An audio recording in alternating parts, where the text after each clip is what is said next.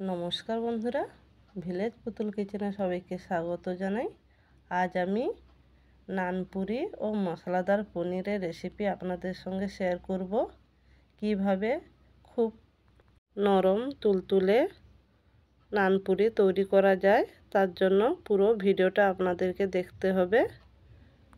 নানপুরির জন্য আমি প্রথমে ময়দা নিয়ে নেব। আমি এখানে 5 চামচ ময়দা নিয়েছি। সঙ্গে দিয়ে দিচ্ছি 2 চামচ চিনি, পরিমাণ মতো লবণ ও সঙ্গে 2 চামচ ইস্ট। সব কিছু শুকনো উপকরণকে ভালোভাবে হাত দিয়ে মাখিয়ে নেব। 2-3 মিনিট ভালোভাবে মেখে নিতে হবে। শুকনো উপকরণগুলো ভালোভাবে মাখিয়ে নেওয়ার পর এর সঙ্গে আমি দিয়ে দিচ্ছি সাদা তেল। সাদা তেল দিয়েও শুকনো উপকরণগুলোর সঙ্গে মাখিয়ে নিতে হবে ভালোভাবে। দেখুন, আমি দেখিয়ে দিচ্ছি কিভাবে মাখিয়ে নিতে হবে। এমনভাবে মাখাতে হবে যেন হাতের মধ্যে মুঠো করলে ময়দাটা মুঠো হয়ে যায়, আবার ঝুরো ঝুরো করে যেন পড়ে যায়। এইভাবেই মাখিয়ে নিতে হবে। এরপর আমি এর সঙ্গে দিয়ে দিচ্ছি টক দই। টক দই দিয়ে প্রথমে আমি ময়দাটা মেখে নেব। এখন আমি জল ব্যবহার করব না।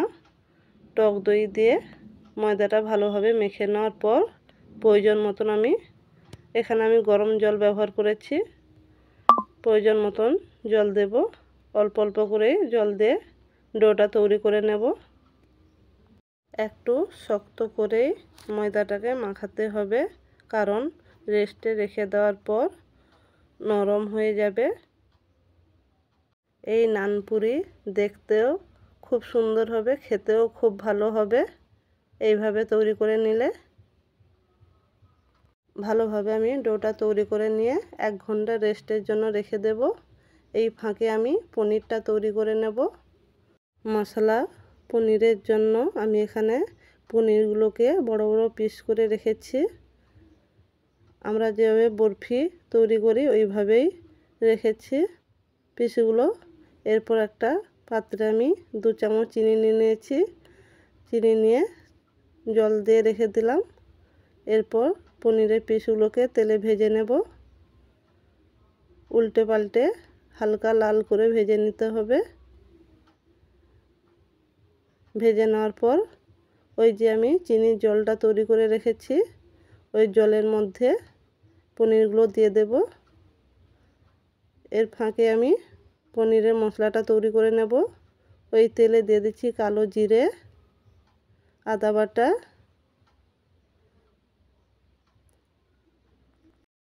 আদা হালকা ভেজে নেওয়ার পর দিয়ে দিচ্ছি হলুদ গুঁড়ো, লঙ্কার গুঁড়ো, ধনে গুঁড়ো, জিরে গুঁড়ো, সঙ্গে কাশ্মীরি লঙ্কার গুঁড়ো।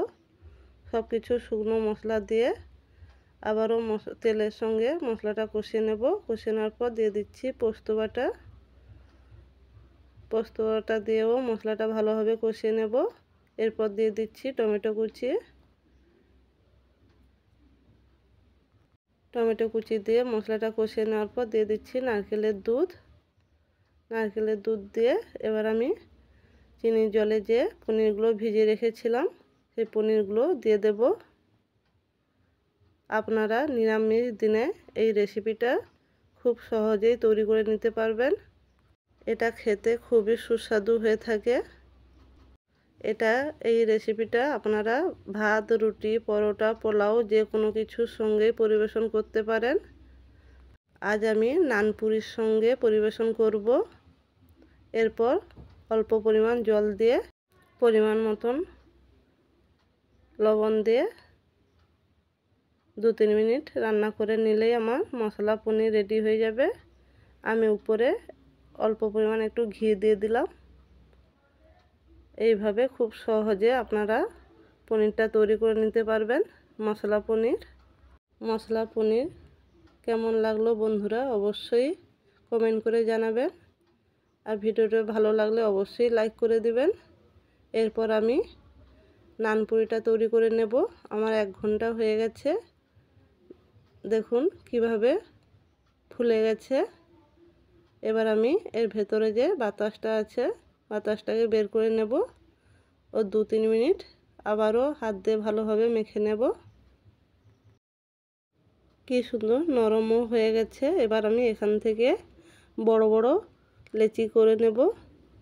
আমরা যেভাবে রুটি তৈরি করি তার থেকেও বড় লেচি তৈরি করে নেব।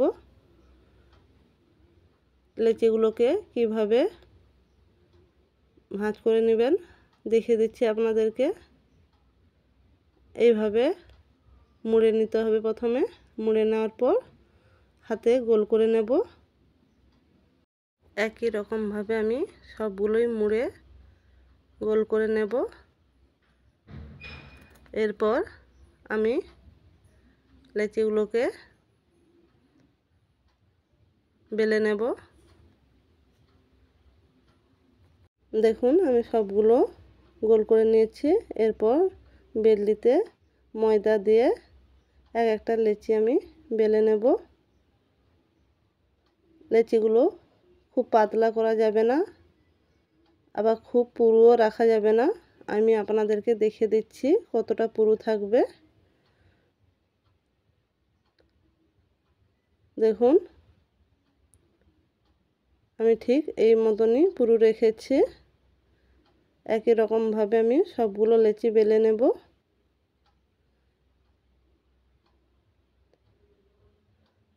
খুব পাতলা করে নিলে নানপুরিগুলো ফুলবে না।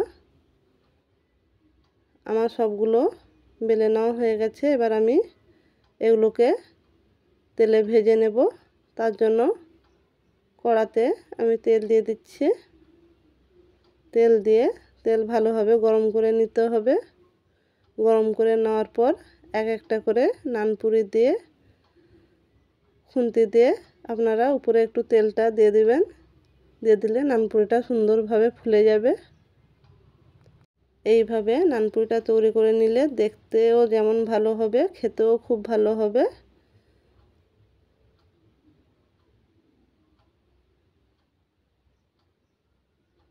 একই রকমভাবে আমি সবগুলো ভেজে নেব।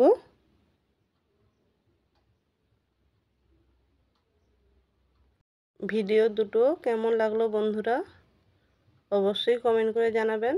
আর যদি ভালো লাগে ভিডিওতে একটা লাইক করে দিবেন। আজ এই পর্যন্ত বন্ধুরা, আবারও দেখা হবে নতুন কোনো রেসিপি নিয়ে। ততক্ষণ সবাই ভালো থাকুন, সুস্থ থাকুন। আর আমার চ্যানেলে নতুন হলে চ্যানেলটি সাবস্ক্রাইব করা অনুরোধ থাকলো বন্ধুরা।